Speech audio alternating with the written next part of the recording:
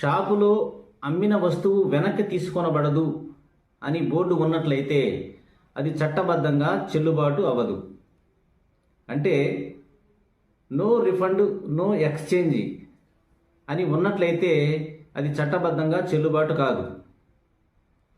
వినియోగదారు రక్షణ చట్టం 2019 ప్రకారంగా ఎవరైనా షాపులో ఏదైనా వస్తువు కొన్న ఎడల ఆ వస్తువు సరిగా పనిచేయకపోతే, అంటే ఆ వస్తువు సరియైన నాణ్యత లేకపోతే ఆ షాపు యజమాని ఆ వస్తువుని తిరిగి మార్చాలి, అంటే కొత్త వస్తువు ఇవ్వాలి, లేదా రిపేర్ చేసి ఇవ్వాలి, లేదా డబ్బు తిరిగి వాపస్ ఇవ్వాలి.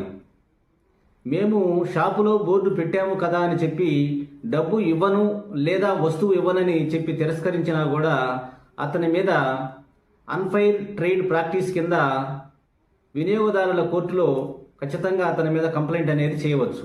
షాపులో ఎవరైనా ఇలాంటి బోర్డులు పెట్టినట్లయితే మీరు నష్టపోకుండా వెంటనే వారిని ప్రశ్నించాలి.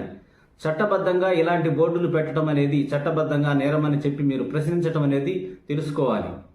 ఎందుకంటే చట్టం శిక్షించడానికే కాదు, మిమ్మల్ని రక్షించడానికి కూడా ఉన్నదనే విషయం మీరు మరువవద్దని ఈ సందర్భంగా నేను తెలియజేస్తున్నాను.